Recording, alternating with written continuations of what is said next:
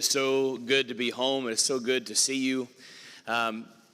This past week, about 10 of us from Gold Hill Road, about 225 of us in total, spent a week at Palmetto Bible Camp in Junior Week. And this is a week that we spend all year. About a handful of us spend all year planning and preparing and talking about this because we love this place so much. And we had a great week, and I'm so thankful for your prayers. But I'll tell you what, the more I travel, the further I go, the more I'm reminded of what a blessing it is to be here, to be home, and to be at Gold Hill Road. And that's because of you. I'm thankful for you, and I love you, and I missed you. We had a great week. But our theme this year was the Jungle Book, and the subtitle of that was A Walk Through Proverbs. I appreciate Zach reading that scripture reading for us, because we looked all week through the book of Proverbs, and we used, because we have junior campers, we used the movie The Jungle Book as kind of a guide for that. And so every morning we went over and did an amphitheater devotional, and that usually we have a skit over there, and Mowgli and Bagheera would talk about walking through the jungle. And the idea behind this whole theme was life is a jungle. We have to traverse it. And Proverbs is offering a lot of wisdom in how we're able to do this. The relationships that we have, the way we handle money, the way we handle hard work, the way we handle family. Proverbs talks about this. Solomon didn't write all of Proverbs, but wrote most of it. And most of it's attributed to him. And of course, Solomon also wrote Ecclesiastes, and certainly in regards to wisdom, Solomon, despite having kind of an up and down relationship with God, Solomon is a solid source when it comes to wisdom. And so we're going to look this morning briefly at Proverbs, because if you couldn't come to camp with us, I want to bring a little bit of camp back home to you because of how much it means to me and to others, and I want you to see a little bit of what our kids learned this week. So we look through this. What do the Proverbs tell us is worth pursuing in life? So at camp, we have kind of two main education tracks. So we have our Bible classes that we have every afternoon. We have our amphitheater, and then we have our evening worship. And so when we were looking in our Bible classes, me and Kyla had the privilege of teaching one of those, we looked at what is worth pursuing in life. And so we talked about things like wisdom. Wisdom is worth pursuing, and we're going to look at that a little more this morning. Proverbs 2, Proverbs 7, Proverbs 12. There's scattered. If you open Proverbs, the chances of you finding something discussing wisdom is pretty high. But it's worth pursuing. It's worth pursuing as a Christian. Hard work, that was mine and Kyla's lesson. We had the ability to talk about Nehemiah. And thankfully, we knew quite a bit about it because of lads this past year. But we looked at Nehemiah and Ezra, and hard work is worth our time, right? To come back in spite of opposition, in spite of all the odds, right? They are 1 in a million shot to be able to come back to Jerusalem and rebuild this wall. Hard work is worth your time. Proverbs 10 and 12 and 14. We looked at family. Family is worth pursuing, right? Having a godly family will pay dividends over and over and over again, both on this side of eternity and the next. Proverbs 10, 11, and verse 17. And then in our evening worship, we looked at what are some of the things that we might be tempted to pursue, but really aren't worth our effort. They're not worth our time. And in fact, not only are they not worth our time, but they can actively derail our faith should we put effort into this. So we looked at wealth. That wealth can seem alluring on the front end, but the more we pursue it, and again, we've talked about money before. Money in and itself is amoral. It's not bad. But when we begin to pursue money above everything else, it can become a problem. We looked at popularity and fame and celebrity, and Logan and Ashley were able to be with us Thursday and Friday, and he did a great job on that lesson. Proverbs 18 and verse 24, that being popular, being in the in crowd would seem alluring. It seems like a good idea, but it comes with consequence as well. We looked at security and safety, and this was my lesson, Proverbs 3 and verse 25. And we looked at David and Goliath, right? That David really kind of set aside what seemed safe on paper and ran out against the giant Goliath with a sling. But because he had God, he is able to win the day, right? And we look at all this, and why do we care about studying Proverbs? And that's going to be my pitch for you this morning, because we can't look at all the Proverbs together, but I want to give you just a very brief overview of what the Proverbs offer, that you might go back home and look at it through the context of Jungle Book. If you've not watched that, certainly if you have kids, go home and watch the Jungle Book, and you'll see some of this of, Bagheera kind of following and guiding Mowgli through the path. And then, there's plenty of things that can pull you away, right? Kaa, the snake, kept trying to pull and tempt Mowgli to come into what seemed like safety. Right, Baloo even was, he's like, come on, the bare necessities, right? Everything is fine, and we even talked about that of, on the front end, he seems like a great character, and he is, but he's also, don't worry about hard work, don't worry about working hard, don't worry about persevering, we'll just come live in the moment, and there's problems with that too. But look through this, and you'll start to see there's a lot of parallels to the Proverbs here. And so I want to give you, why we're answering this question, why should we study Proverbs? I've got a few suggestions for you.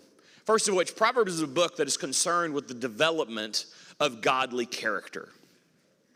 Proverbs as a book is concerned, and I'm not going to say exclusively, but it's pretty close to exclusively concerned with the development of character, of godly character, of following after the character of Christ. And we see a couple different things within Proverbs. Proverbs talks a lot about personal character, talking about our own relationship, our own moral stature, the things that we value, the things that we don't value. But then it goes even further than that and says, hey, what about the people you surround yourself with? What about the character of other people? Recognize that who is around you may have as much influence on your own character as anything that you might bring to the table. Because so often the temptation is, well, I'm a good person. I love God. I come to church. But then we don't think about who's around us. And slowly but surely, outside influence begins to change what we believe, right? It might change what we think about things. And Solomon is warning against this.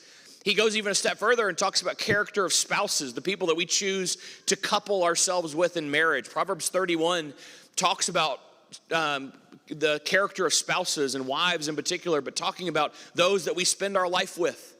And there's a reason why Solomon spent so much time on this, because he knew better than most that who you're married to, who you choose to spend your life with, will have an effect, will have a consequence, good and bad. That was part of mine and Kyla's class, was talking about consequences can be good. That everything in life has a consequence, either good or bad. The decisions we make have a cause and they have an effect. And all of these are true of this, right? Who we spend our time with, the way we choose to grow personally. We look at Proverbs chapter 1, verses 1 through 6. We look in Proverbs 1, and in my Bible it has the subheading, the beginning of knowledge. And it's so interesting. Daniel Epler didn't know that this was the sermon this morning, but he came up after our class and was talking about kind of the progression of that knowledge is the basis for wisdom. That wisdom, and we'll talk about this more in a later date, but I want to look here because we're going to look at the difference between wisdom and knowledge. And there's been many a great people that have focused more on the knowledge of things and less on the wisdom of things, and got to the end of life and recognized that knowledge alone is not going to get us to the end result, right? We can know things on paper until we're blue in the face, but until we have the experience to couple with knowledge, we're not able to develop the wisdom. And wisdom, for all intents and purposes, is the practical side of knowledge, right? Wisdom is the ability to look at information, couple that with our experience, with our background, with what we know to be true, and make an informed decision. And that's really what Proverbs offers a lot of. So the Proverbs of Solomon, son of David, king of Israel, Proverbs 1 and verse 1. To know wisdom and instruction, to understand words of insight, to receive instruction in wise dealing, in righteous justice and equity, to give prudence to the simple, knowledge and discretion to the youth. Let the wise hear and increase in learning, and the one who understands obtain guidance. To understand a proverb and a saying, the words of the wise and their riddles. Verse 7, the fear of the Lord is the beginning of knowledge. Fools despise wisdom and instruction. Why do we care about the book of Proverbs? Why would I suggest to you to go home and read Proverbs? Because Proverbs cares about your character, and Proverbs is putting into practice this idea of the fear of the Lord, the reverence of God, the respect of God, the basis for any good spiritual relationship, any good godly relationship where we're going to understand who the Father is, what his relationship could potentially be with me, what my relationship is with the Son. All of this starts with the fear of the Lord, right? Isaiah the prophet talks about this over and over and over again. The fear of the Lord is the beginning of knowledge. Only the fool despises wisdom and instruction. Friends, Proverbs is a great book, and we're going to look all throughout it to find all these little nuggets. And again, we're going to look at what is just a drop in the bucket. I mean, you can almost just open Proverbs up and pick a verse, and you're going to find a great little nugget of insight here. And the great thing about Proverbs is it's exactly that, right? They're kind of general statements that are meant to kind of guide us in life, right? And there's a lot that we can take out of this as we continue to look through this. Proverbs is concerned with the development of our character. Proverbs also offers to teach us to be wise. You know, James talks about this some of if we lack wisdom, ask for it. And that's what Solomon did, and that's what we want to do in the book of Proverbs here. You know, I want to think briefly about the difference between wisdom and knowledge, you know, because so many times we talk about knowledge more so, because frankly, wisdom can be harder to come by. Knowledge in and of itself, especially in today's age, is easy, right? We pull out what's in all of your pockets right now. You pull out your phone, you whip open Google, you ask any question that you can possibly think of, and you get a myriad of answers, some of them correct, some of them not. But there's never been an easier time to theoretically obtain knowledge than today. We have gained more knowledge, theoretical knowledge, in the last 5 years than the last 50 put together. That's how quickly knowledge and technology are advancing in our world. Yet when you read through the book of Proverbs, you'll notice there's very little in discussion of knowledge, but over and over and over and over and over it discusses wisdom. Wisdom is knowledge coupled with experience, coupled with godly insight that allows us to make an educated guess, to make a best decision moving forward. You know, you may have heard it, and this is funny, but you've seen this online maybe. Knowledge is knowing that tomato is a fruit. Wisdom is not putting it in a fruit salad. It's true though. We can laugh and it is funny, but that's the difference, right? We can know a lot of things on paper. We can know a lot of things on paper of yeah, you know, Jesus is God's son. That's a fact that you can know on paper and do nothing with. There's going to be a lot of people that get to judgment one day when Christ comes and separates the sheep and the goats that know on paper that Jesus is the Son of God. There's going to be a lot of people that come to judgment that know that God created the world, that God sent his son, that Jesus died on the cross for me, but have done nothing with that information, that don't have the wisdom to look into this and take it a step further and say, well, there's sin in my life. I need to make a choice personally, that just knowing who Jesus is not enough, that I have to put him on as my Lord and my Savior, and I'm doing that through the waters of baptism, and that will guarantee my eternity. There's a difference between knowing what something is and knowing how to accurately apply it. I'm going to suggest to you that Proverbs is one of, if not the quintessential book on how to do that, on how to take all the knowledge that's up here. And a great friend described it this way: knowledge begins in our minds, and it does. Wisdom is what takes the knowledge from our head and brings it down to our heart, what pushes it out to our hands and to our feet. Wisdom is essentially the carrier from our minds to our hearts and then out to our hands and our feet to go and be the vehicles of service that Christ would ask us to be. Wisdom comes and is in many ways shown to us in the book of Proverbs. Proverbs, in my assessment, is more interested in making men and women wise than it is in making them smart. There's a lot of smart people that have rejected Christ. There were people that were smart in the first century that saw Christ live in living color in front of him and denied him anyway. Proverbs, and Solomon in particular, again, the wisest man that ever lived, wrote most of Proverbs and certainly wrote Ecclesiastes with this in mind, that knowledge can take you so far, but at the end of the day, I think I'd rather be wise. I'd rather be able to look, and again, it talks about this, to know wisdom and instruction, to understand words of insight. Fools despise wisdom. Let the wise hear and increase in learning. Friends, I'm going to challenge you to that.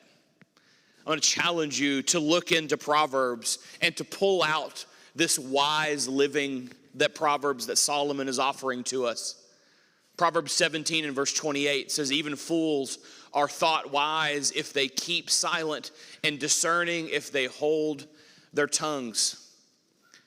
Friends, there's knowledge, there's wisdom like this peppered throughout the book of Proverbs. Even fools can be wise in the moment if they understand when to keep silent, and discerning if they hold their tongues. I'm going to suggest to you that things like that come through wisdom, right? That's not a knowledge thing. That's an experience thing that takes time to develop. Knowledge plus experience plus insight gives us the wisdom that's offered in Proverbs.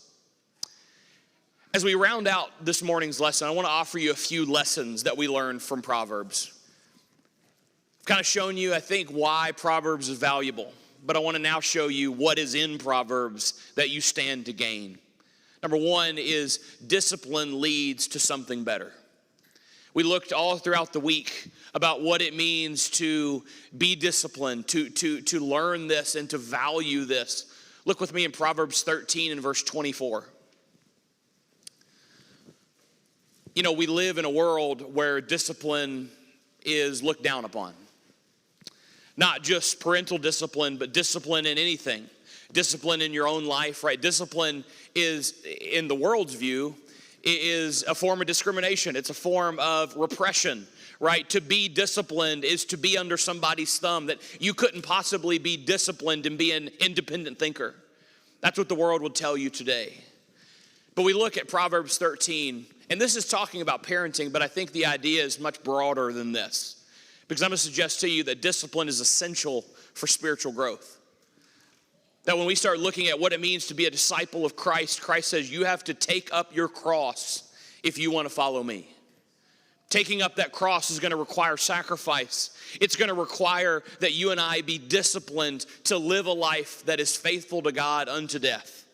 Once we become Christians, discipline is what's going to get us to the end of the race, right? That first decision that we make is an act of faith. It's an act of obedience to God. And then that obedience coupled with discipline is what's going to get us to the finish line. To hone our lives to be a servant of the one true living God. The one who will not use the rod, hates the son, but the one who loves him, disciplines him diligently. I want you to think about this idea of discipline. Again, Proverbs offers a lot about parenting. It offers a lot regarding spousal relationships, the family. For as dysfunctional as Solomon's was, he offers a whole lot of really good stuff. But when we start looking at what lessons we learn from Proverbs, discipline leads us to something better. Right? We discipline our children when we're younger because we recognize that they don't know better yet. But we need them to make that connection with doing something wrong that we as adults have perceived and understood to be wrong, partly because experience in our life, we know that this is going to take them down a wrong road. We would rather them suffer for a moment today, but have the correct behavior and lead to a better life tomorrow.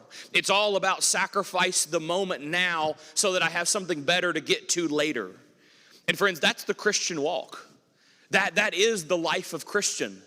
I'm going to sacrifice today so I have something better to look forward to tomorrow. That's heaven. I'm willing to sacrifice. I'm willing to put in the effort today, to persevere today, to grind through the hard today so that I can sit next to God for eternity. That's what's on the table. And that's what Solomon talks about in regards to Proverbs. Number two, humility is the way of the godly. That to emulate God as best as we can, to be like Christ, to live a holy, righteous life as best as we can, humility is at the core. I'm going to suggest to you that without it, it's impossible to please God. Look with me in Proverbs 18 and verse 12. Before his downfall, a person's heart is proud, but humility comes before honor. Before we stand to gain something, you and I have to humble our life, humble the heart. And I'm going to suggest to you that it requires discipline to do so. These are in a certain way, they're cumulative. And Solomon is saying, listen, if you want to be disciplined, if you want to be pleasing to God, it starts with discipline. And discipline is going to lead to humility, recognizing that I'm not there yet. That I still have something to learn. I still have something to get better at. Before a person's downfall is pride. But the wise, the humility comes before honor. And lastly, our plans are determined by the Lord, not by ourselves. When we think about the plans that we set before God, they're set for us as Christians.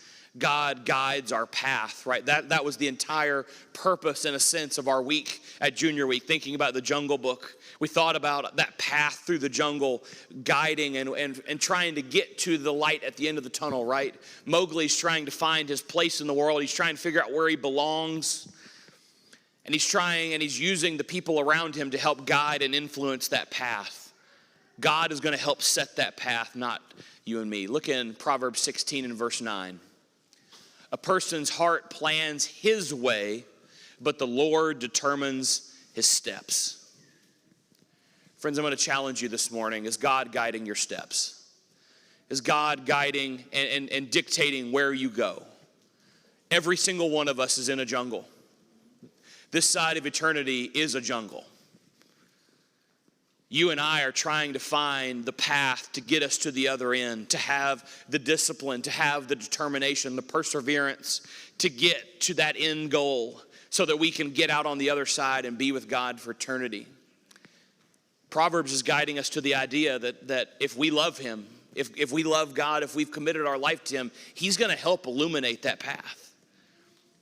But it starts by us being his child first. If that's not you this morning, we want to give you that choice. We want to give you that opportunity to put on Christ in baptism and to allow him to guide your steps. Maybe you just need prayers this morning. We'd love to help you with that as well. If we can do anything for you, would you come let us know about it as we stand and as we sing together?